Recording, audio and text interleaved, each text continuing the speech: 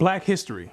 According to the public school system, Negroes were brought to America in 1619, forced to work as slaves on plantations, until one day this great white man named Abraham Lincoln came along and felt bad for the slaves and signed the Emancipation Proclamation in 1863, which freed the slaves.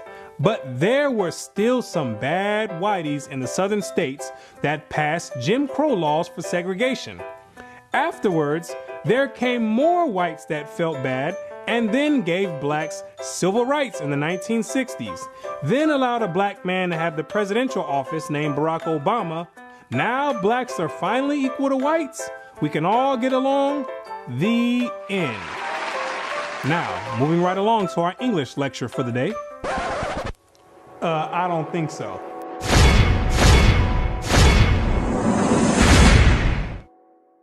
Black history. What do you know about Black history? Let me ask you a question.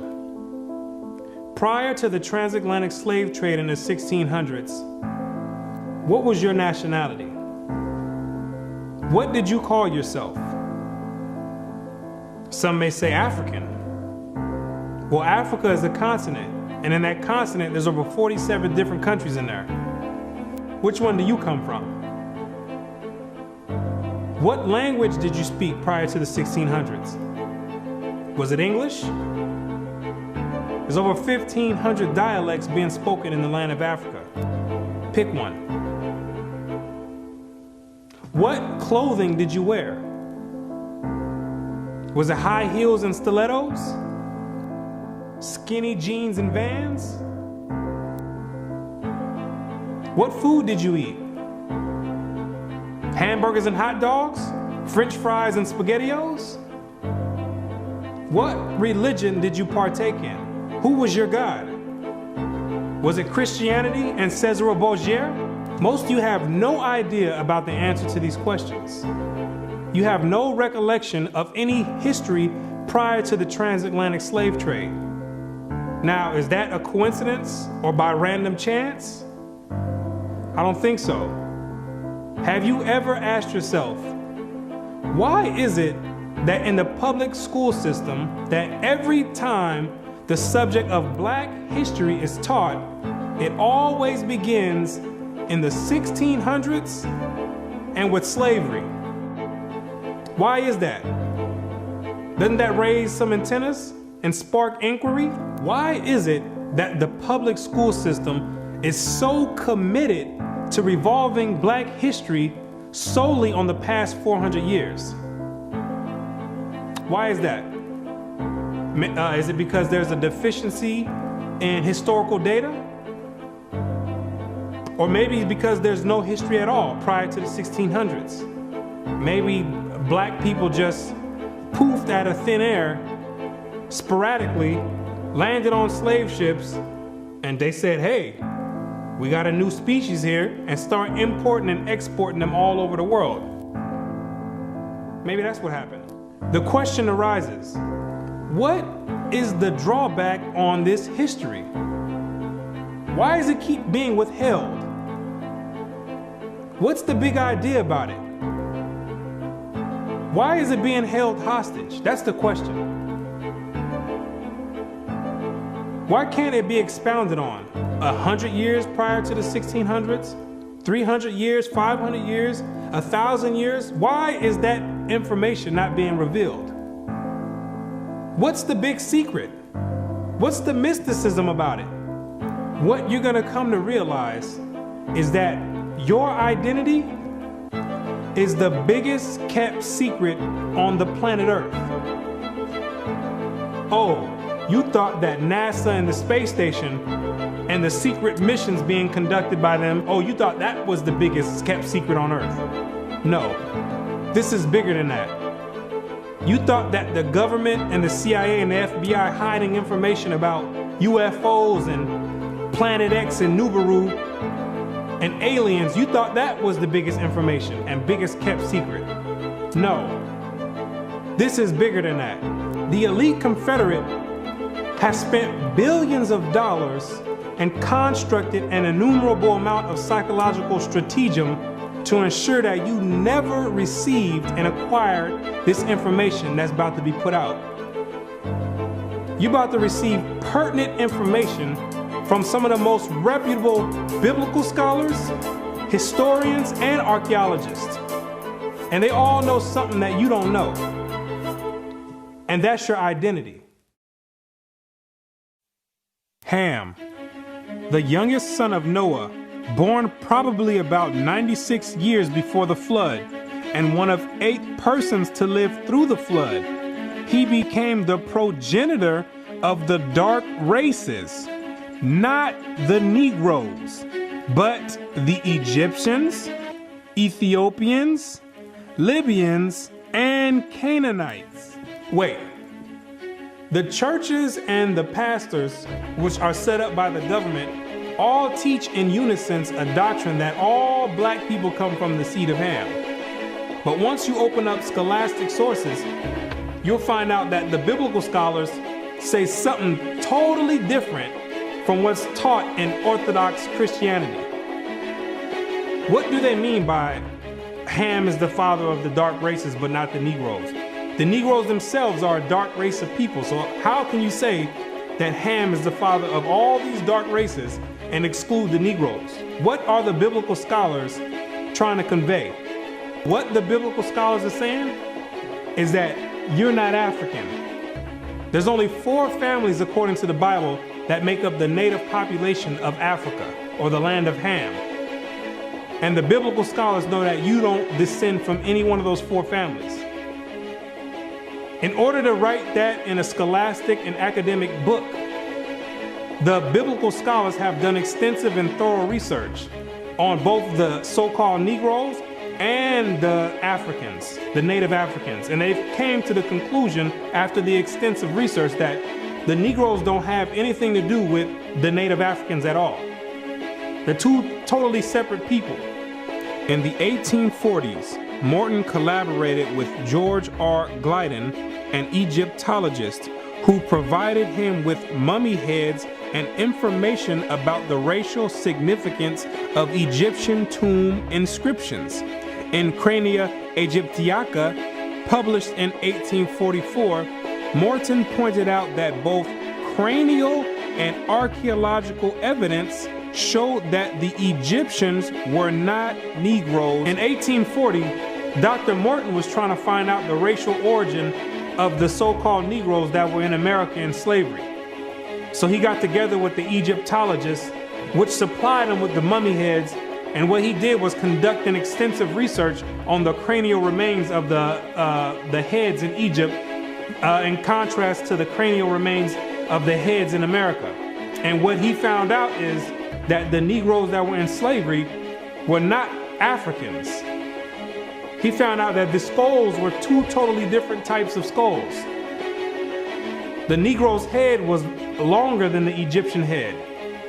The physical characteristics from the outside look similar, with the thick lips and the broad nose.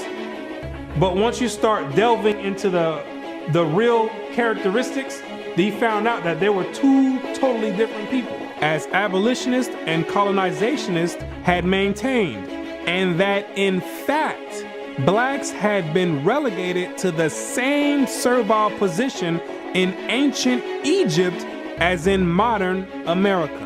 But what Dr. Morton did discover is that the Negroes that were serving slavery in America served the same position and servitude in ancient Egypt when they matched other skulls and other cranial remains in Egypt. They said these are exact matches. So what are the scholars saying?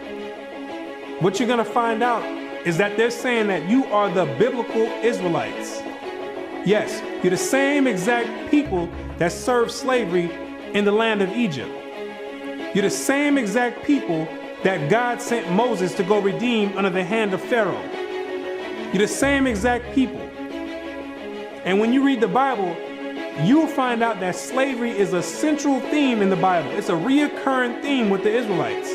The Israelites cannot run away and get away from serving slavery. It continues to happen over and over, all the way up until today.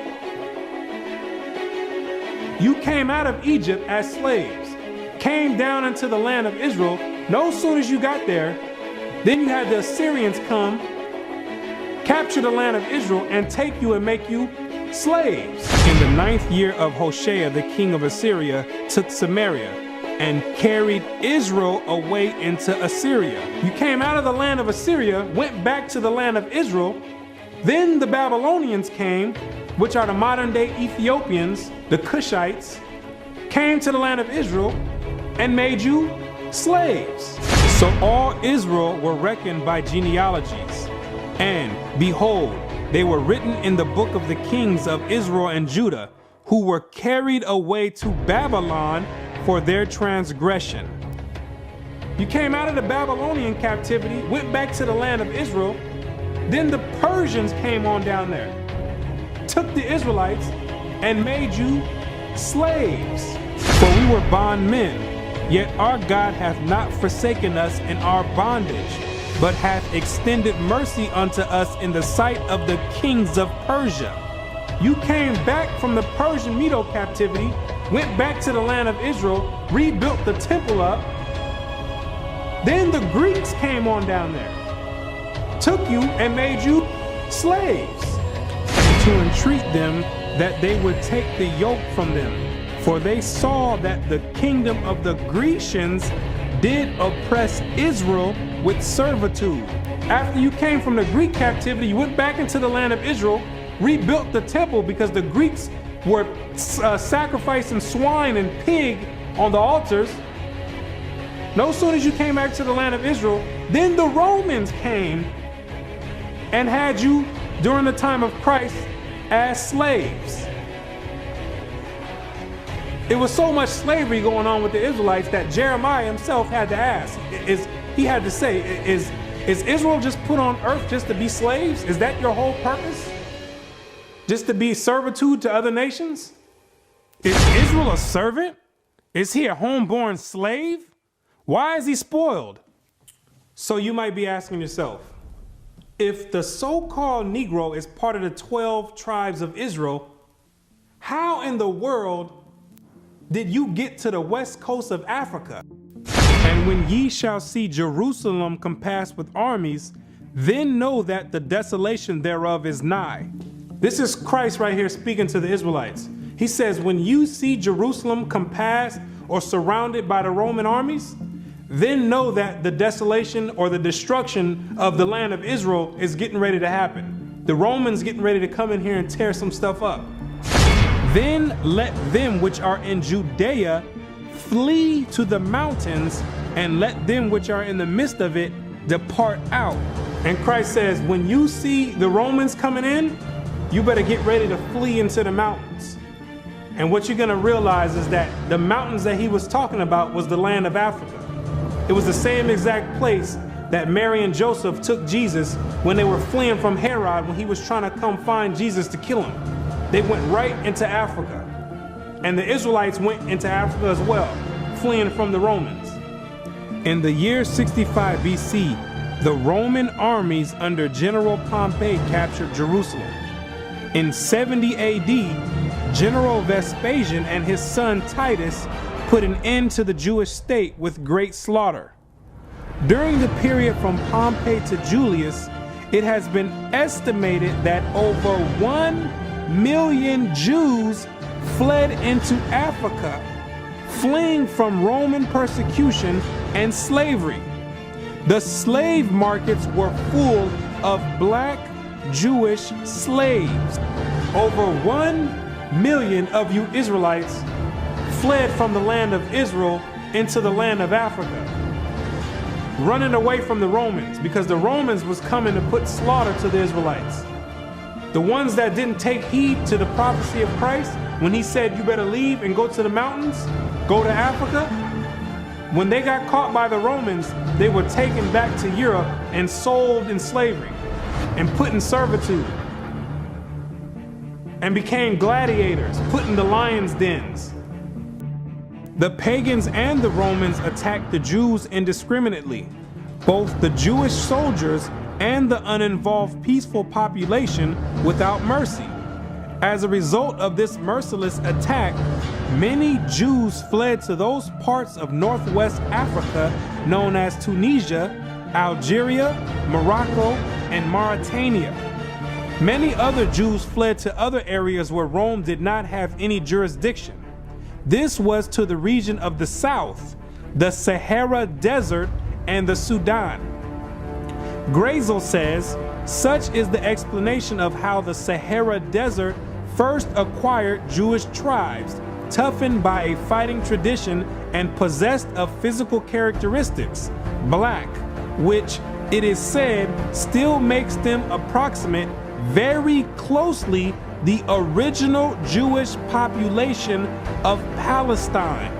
And after migrating from Israel and dwelling on the northwestern parts of Africa, after you were fighting vigorously with the Romans, you had no choice but to start migrating to the southern regions of Africa, where the Romans didn't have any jurisdiction. Because the Romans were relentless and they were adamant about putting all Israelites to death. So in order to get any type of peace, the Israelites had to start migrating to the sub-Sahara parts of Africa. The scholars know this for a fact. The biblical scholars know this for a fact. They know all the history of the Israelites and their migration patterns. Whatever may be thought of the more or less mythological traditions connected with the earliest Jews in North Africa, it is now practically an established fact that a Jewish nation, Jewish at least in faith and perhaps too in origin, long held sway south of the Sahara. In later centuries, Jews are believed to have settled in Western Africa during the height of the Songhai, Mali, Ghana, and Kanem-Bornu empires. According to accounts from explorers of the region, several powerful Jewish families of the Songhai Empire were of Jewish origin. Some accounts place West African Jewish communities in the Andu Forest of Dahomey, south of Timbuktu. In the 1930s, these groups still maintained a Torah scroll written in Aramaic that had been burned into parchment with a hot iron instead of ink so it could not be changed. In the 1930s, the historians went over there and still found Israelites over there that didn't get captured in the slave trade, still practicing the Hebraic faith, still knowing who they were. With a Torah, which is the first 5 books of Moses, written in Aramaic. That's the ancient language. And it's a shame that they have to burn it in hot iron so the European colonialists don't come over there tampering with it and taking the evidence and trying to hide the history. It's a shame that they have to do that. It is a total shame that they have to do that. The black Jews had an advantage over the African tribes. They carried their culture, history, laws, and written records with them. The Jews made use of every opportunity. They were an industrious and skillful people. In the Jewish Ghanaian states were found kings, princes, governors, generals, secretaries, treasurers, revenue agents, judges, architects, engineers, doctors, historians, language interpreters, mathematicians, jewelers, sculptors, masons, carpenters, painters of art, goldsmiths, leather workers, potters, armorers, saddlers, blacksmith, agriculturalists, etc. Who told you that you was a bunch of Negroes running around on the west coast of Africa, butt naked, swinging from vines? Who told you that lie? You were and still are a prestigious people, a skillful people. The decline of Jewish communities of the West African Maghreb most likely began with the influx of Arab invaders into North Africa starting in 640 CE and later into West Africa in the 1300s and 14 CE. So after you had established communities and empires on the west coast of Africa, after the 7th century, that's when Muhammad and his band of thugs came down there to the West Coast with the Quran in one hand and a sword in another one. And they were forcibly converting the Israelites into that nonsense Islam. Yeah, I said it, nonsense Islam, because that's not what we were dealing with. That's the Arabs' religion. That's not what we were dealing with. And that was the decline of the Hebraic community over there in the west coast of Africa. And that was the forefront in the beginning of the slave trade. Yea, and what have ye to do with me, O Tyre and Zidon, and all the coast of Palestine? Tyre, Zidon, and the coast of Palestine, those are all ancient Africans that God is referring to. Will ye render me a recompense?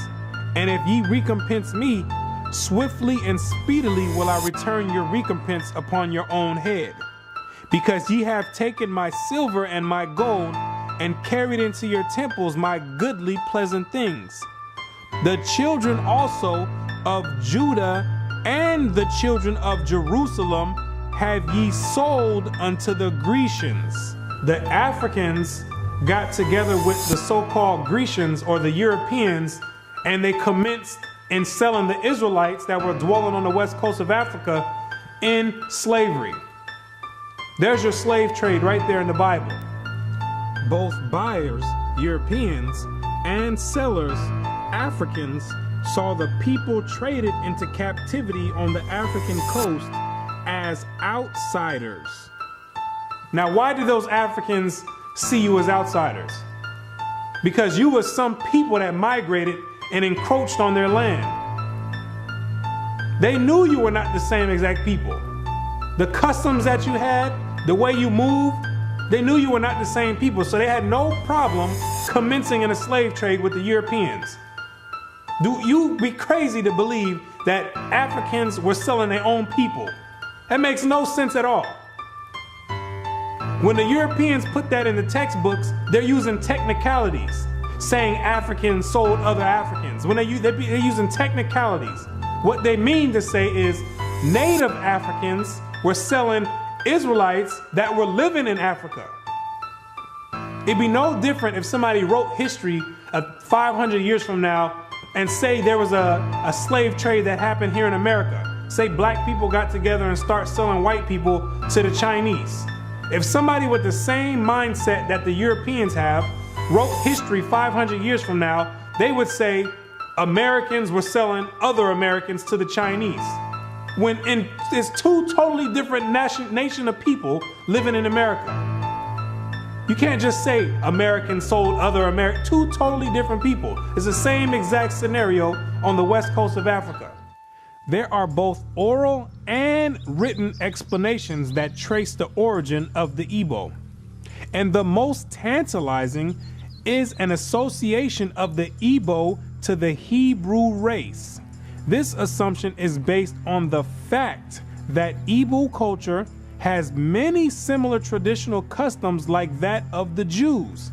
Similar customs are observed in marriage negotiations, childbirth and circumcision, restitution, attitude to totem animals and taboos, as well as hospitality to others, especially to strangers, etc.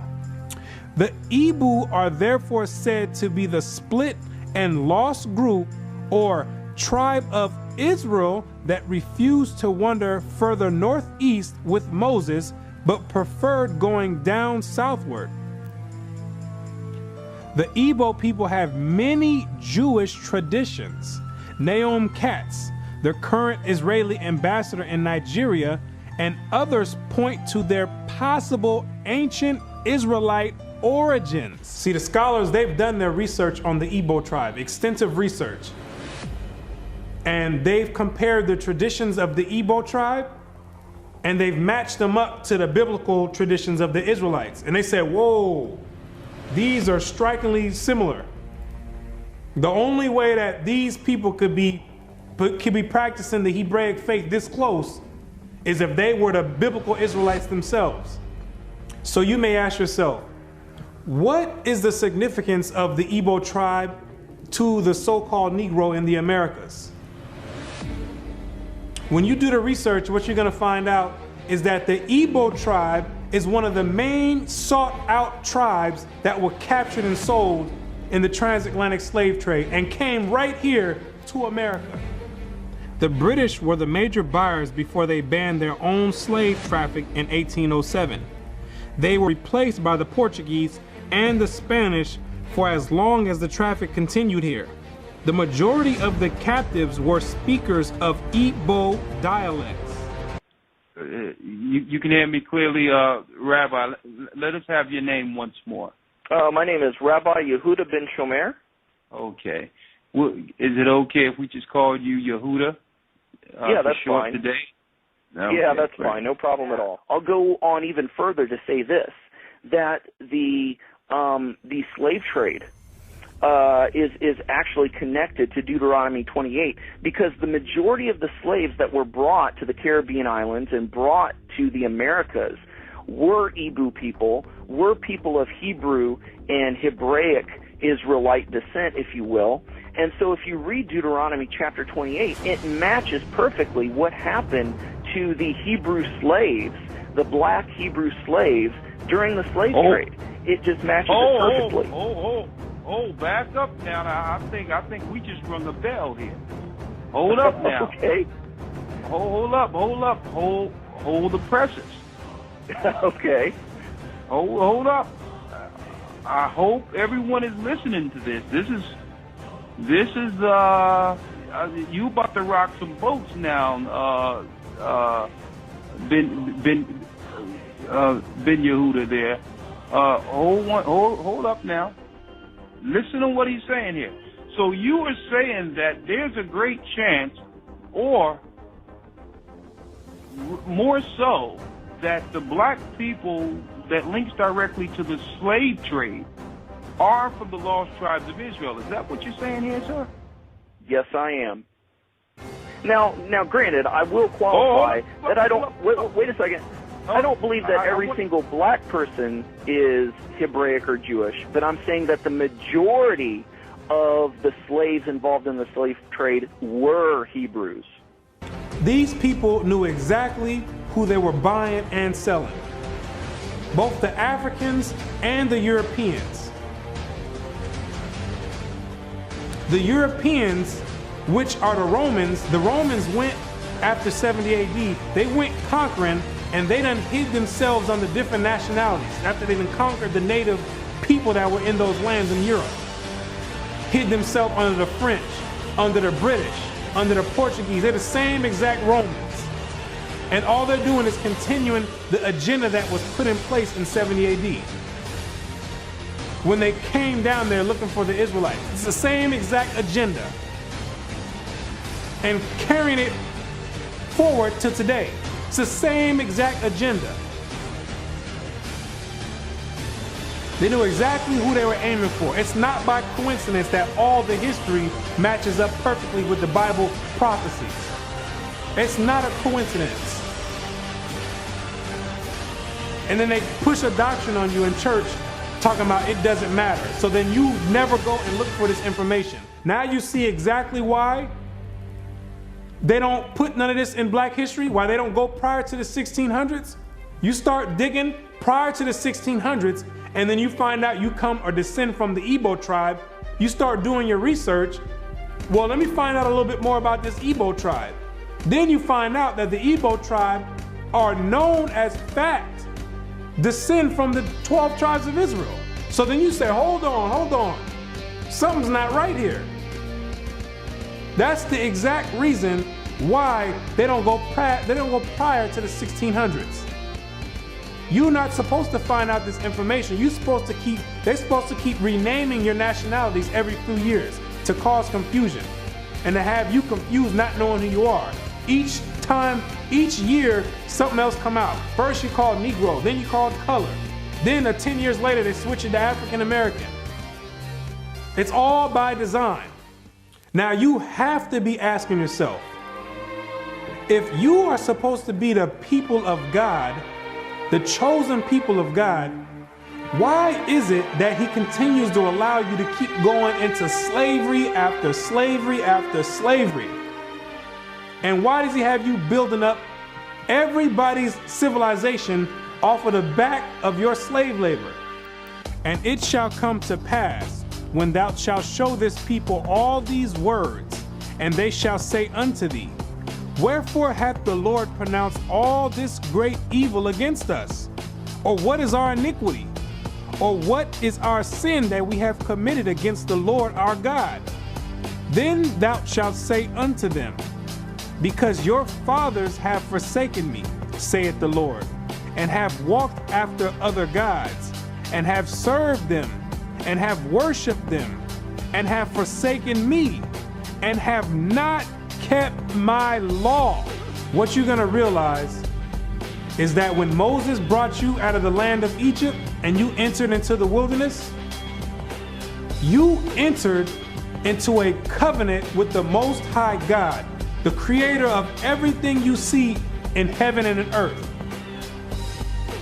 You entered in a blood in and blood out agreement with the creator.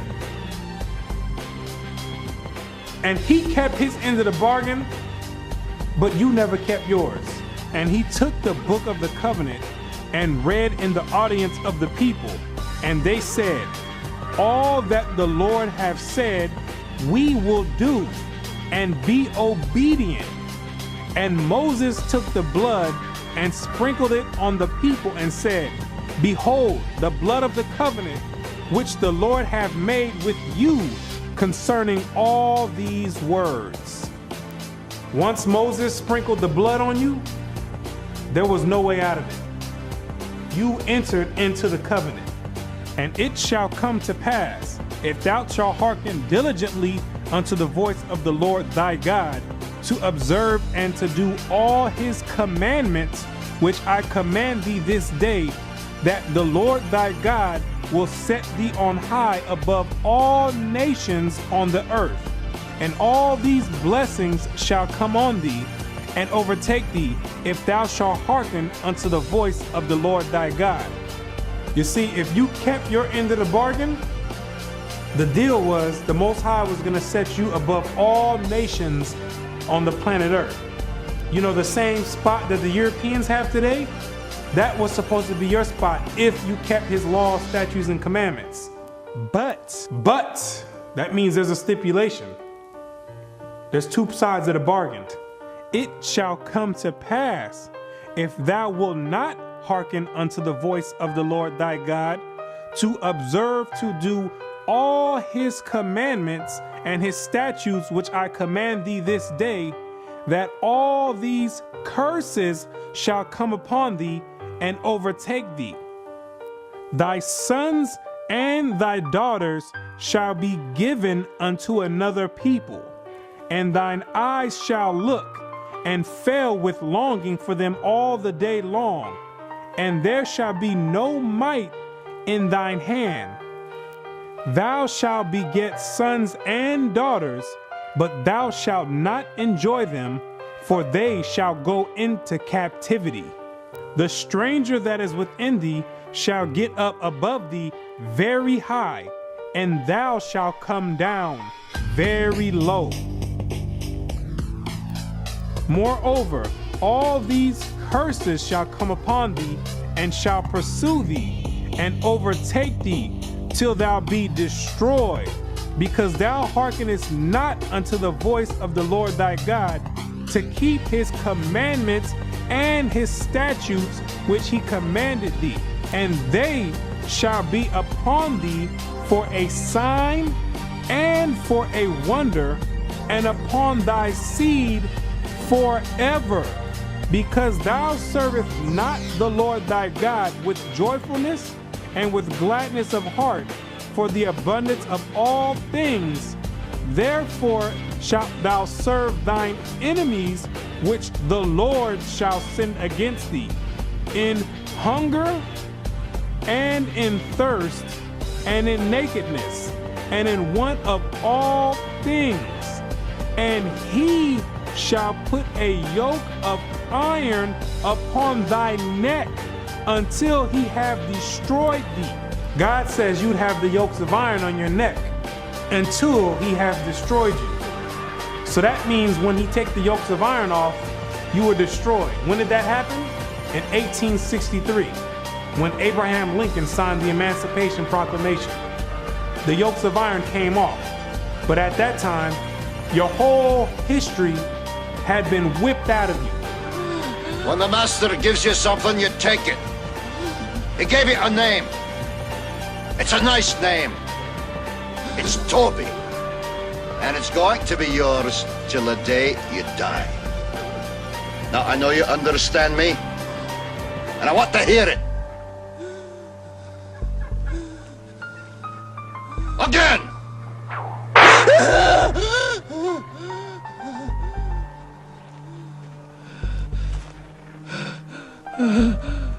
I want to hear you say your name. Your name is Toby. What's your name? Kunta.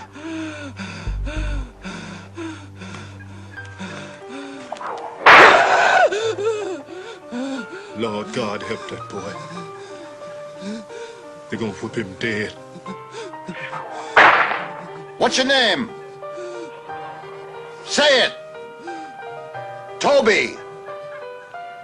Who are you? Say your name.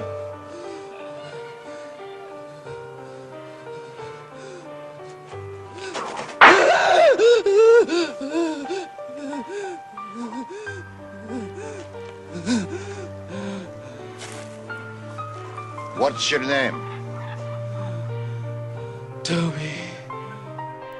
So that the man that is tender among you and very delicate, his eyes shall be evil towards his brother, and toward the wife of his bosom, and toward the remnant of his children, which he shall leave. You wonder why it's black on black crime? You didn't keep your part of the covenant. You wonder why black men always leave the children? You didn't keep your part of the covenant. Also, every sickness and every plague which is not written in the book of this law, them will the Lord bring upon thee until thou be destroyed. Why are you number one in HIV? You didn't keep your part of the covenant. Why are you number one in hypertension and high blood pressure? You didn't keep your part of the covenant. Why are you number one in high cholesterol? You didn't keep your part of the covenant. Why are you number one in diabetes? You didn't keep your part of the covenant. Why are you number one in all negative effects across the board? You didn't keep your part of the covenant. And the Lord shall scatter thee among all people, from one end of the earth even unto the other. And there thou shalt serve other gods, which neither thou nor thy fathers have known, even wood and stone. And among these nations shalt thou find no ease, neither shall the sole of thy foot have rest. But the Lord shall give thee there a trembling heart, and failing of eyes, and sorrow of mind. And thy life shall hang in doubt before thee, and thou shalt fear day and night, and have no assurance of thy life. In the morning thou shalt say, would God it were even? And in the evening thou shalt say, would God it were morning?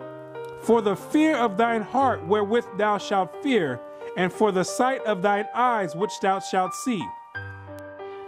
And the Lord shall bring thee into Egypt again. The word Egypt in the Bible means bondage or slavery.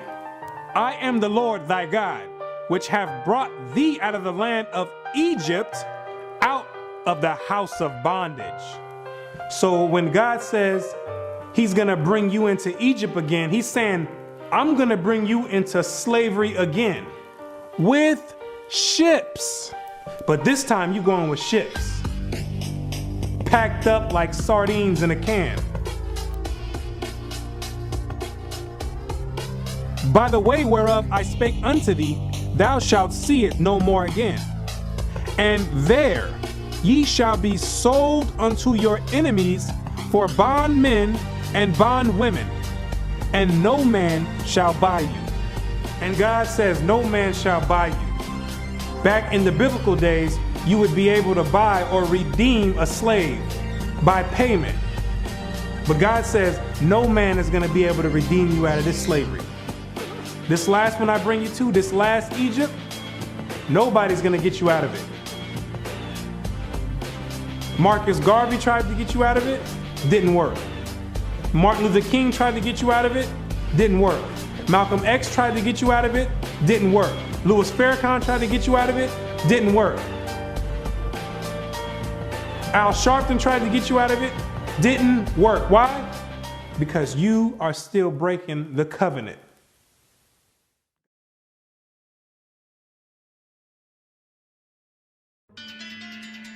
If you're the real Israelites, who are these people over there in the land of Israel claiming to be you? Those are Romans, Europeans. They got pushed up in the South Georgia, Russia, in the Caucasus Mountains, and hid themselves under the name of Khazars. Between the 8th and 9th century, the Khazarian Empire under King Bulan adopted the traditions of the Israelites and mixed it with paganism and called it Judaism. Yes, we know your history too.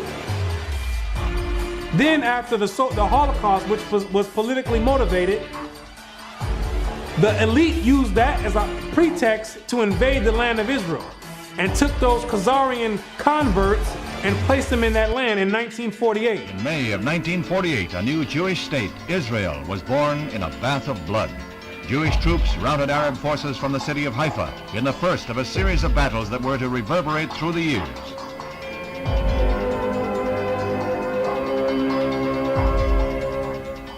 In the year of independence, fighting was fierce in the Negev desert area. Here, Israeli troops routed the Arabs and took hundreds of prisoners.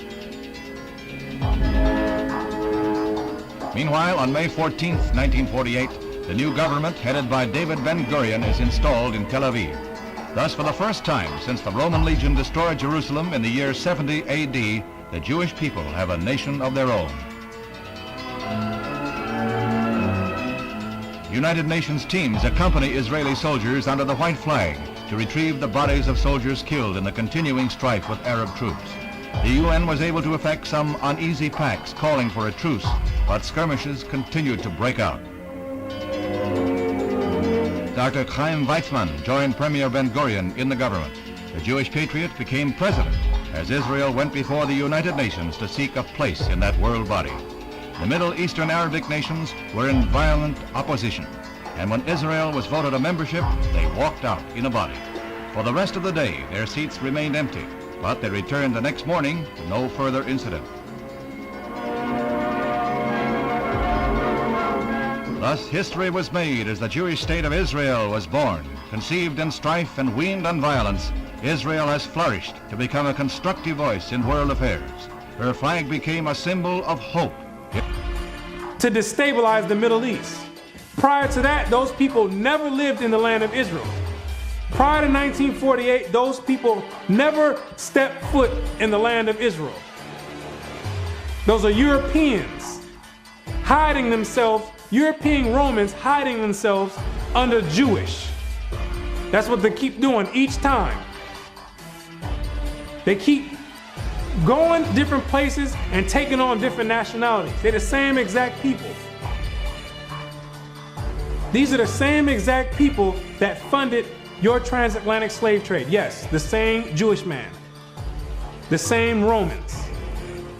These are the same people that's responsible for your 400-year short span Black history curriculum. These are the same exact people that control the media outlets and push rap music on the whole Black community and support it and push it on the forefront. The same exact people. They control all the media. These are the same exact people that are responsible for your Christian churches in all the neighborhoods in the Black community.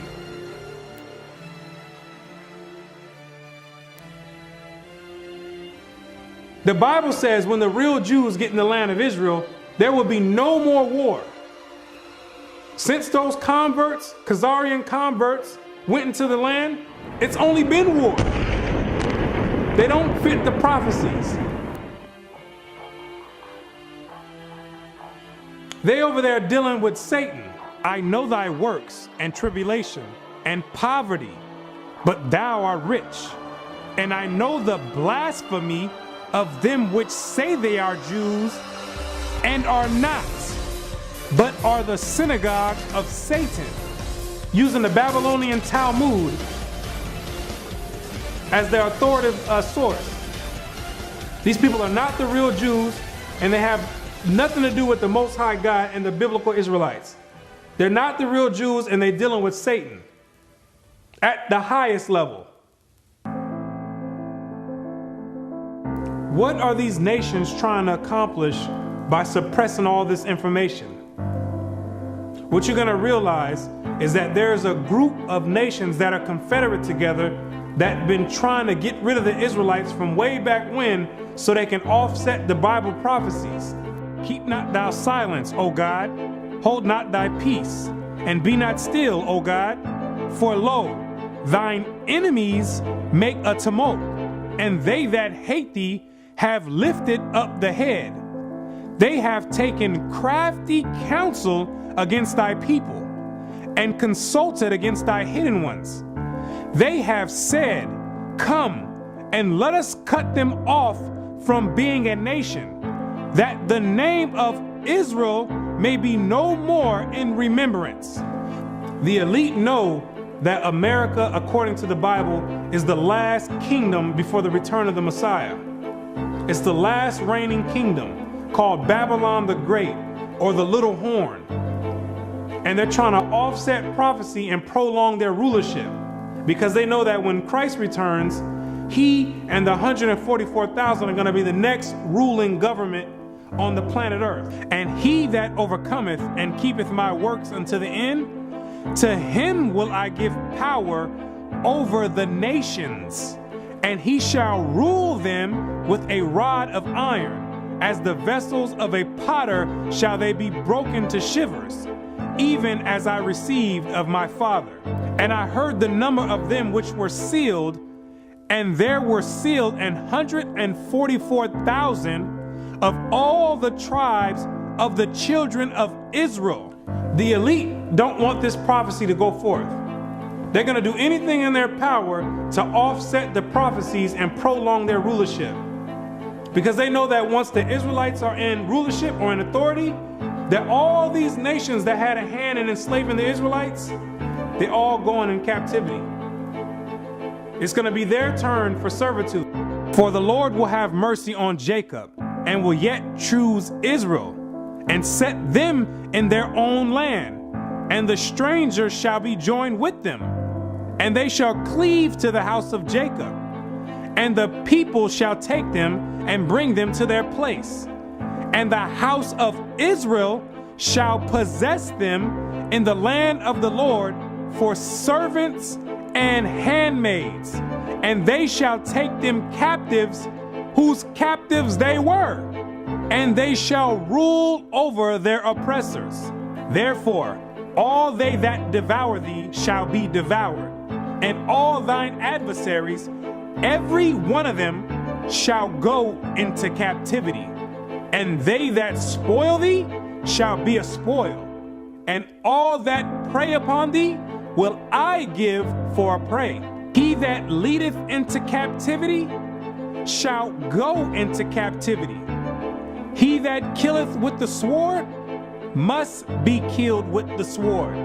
Here is the patience and the faith of the saints. The elite have got together with their top scholars in their think tanks, and they know these prophecies to a T. They didn't study this book back and forth. They understand all the breakdowns and prophecies. So in order to prevent these things, they have to suppress history and rewrite history and flood the media outlets with all types of futile material like rap music, Atlanta Housewives, and other reality TV nonsense to keep your mind occupied on entertainment and diverted from anything with any significance. And the success rate of that to black people is extremely high. The black man won't pick up a book if his life depended on it. A book is kryptonite to the black man. It's like spraying Raid on a roach. They say if you want to hide anything from a black man, you put it in a book. But despite these efforts of trying to offset prophecy, there's Israelites waking up all over the world by the thousands, coming up out of sleep and getting rid of these Gentile gods and coming back to the Most High God, the creator of heaven and earth, and keeping their end of the bargain. For the children of Israel shall abide many days without a king, and without a prince, and without a sacrifice, and without an image, and without an ephod, and without a teraphim. Afterward shall the children of Israel return and seek the Lord their God and David their king, and shall fear the Lord and his goodness in the latter days. The kingdom of heaven rulership, the governing body, is being set up right now in the midst of everyone, and nobody even knows it.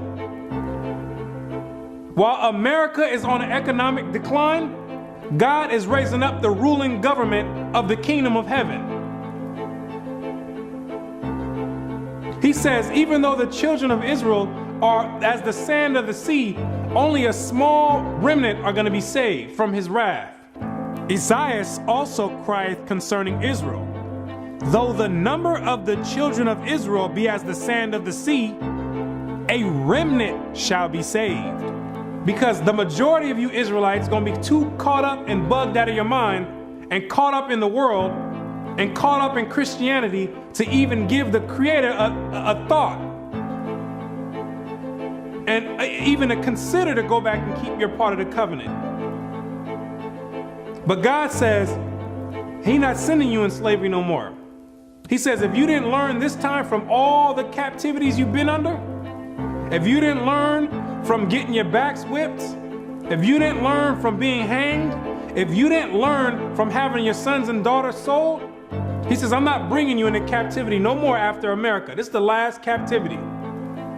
He has another plan for you. You got another punishment coming. It's called the lake of fire. But the fearful and unbelieving and the abominable and murderers and whoremongers and sorcerers and idolaters and all liars shall have their part in the lake which burneth with fire and brimstone, which is the second death. And you're going to be there for a very long time. But to those that have an ear and come back and return to the Heavenly Father, He's going to make a new covenant with you. For finding fault with them, He saith, Behold, the days come, saith the Lord, when I will make a new covenant with the house of Israel and with the house of Judah. The Bible says that the new covenant is with the Israelites, not all nations. He made the first covenant with you, and He's making the next covenant with you as well. Not according to the covenant that I made with their fathers in the day when I took them by the hand to lead them out of the land of Egypt, because they continued not in my covenant, and I regarded them not, saith the Lord. For this is the covenant that I will make with the house of Israel after those days. What does it mean after those days? It's talking about when you get into the wilderness. Yes, you have to go to the wilderness again. The same way when you came out of Egypt and you went into the wilderness and made the first covenant is the same exact way when you come out of America, which is the modern Egypt, you're going to have to go into the wilderness again. And I will bring you out from the people and will gather you out of the countries wherein you are scattered, with a mighty hand and with a stretched out arm and with fury poured out. And I will bring you into the wilderness of the people, and there will I plead with you face to face, like as I pleaded with your fathers in the wilderness of the land of Egypt. So will I plead with you, saith the Lord God. And I will cause you to pass under the rod, and I will bring you into the bond of the covenant. The covenant is going to be made after Christ returns. That's the new covenant. There's no new covenant now. You're still under the same exact covenant you made when you came out of Egypt. That's a binding covenant right now. I will put my laws in their mind and write them in their hearts. And I will be to them a God, and they shall be to me a people. And God says he's going to put his laws in your mind. Yes, those same laws that your Christian church teaches are done away with. Those are the laws that are going to govern the kingdom of heaven. The same way America has their laws that govern America. The laws written in the Bible in the first 5 books of Moses, those are the laws that's going to govern the kingdom of heaven. Those are the same exact laws that you promised and made a pact with the Most High saying that you would keep, and you refuse to keep to this day. That this is a rebellious people, lying children, children that will not hear the law of the Lord, which say unto the seers, see not, and to the prophets, prophesy not unto us right things, speak unto us smooth things, prophesy deceits. Yet the number of the children of Israel shall be as the sand of the sea, which cannot be measured nor numbered. And it shall come to pass that in the place where it was said unto them, ye are not my people, there it shall be said unto them, ye are the sons of the living God. In these same exact places where you were scattered for a reproach and called by different names like African American, Negro, and colored people, and where you were told in church that you were a Gentile, in these same exact places, it's now being told to you that you're actually the children of Israel. Prophecy is being fulfilled right now. It's up to you now to make a choice. Either you're going to come back and keep your end of the bargain, or you're going to still stay out in the world. And if you stay out in the world, the only thing you can look forward to is weeping and gnashing of teeth. The Most High is extending out his hand one last time. It's either you're going to repent and come back, or you're going to die in your sins. You can hang on to whatever you want. You still want to worship the Gentiles' gods? You go for it. The Gentiles can teach that the law's done away with. They wasn't back there in the wilderness, and they wasn't back there with the blood sprinkled on them. They wasn't under a covenant. They weren't back there saying, we will obey. You did. The Most High never gave them no laws to keep, but he gave it to you. He showeth his word unto Jacob, his statutes and his judgments unto Israel. He hath not dealt so with any nation. And as for his judgments, they have not known them. Praise ye the Lord. So there's no punishment for them not keeping the laws. But there's a great punishment for you not keeping it. So it's time to decide. Either you're going to be in or you're out. But now you know who you are.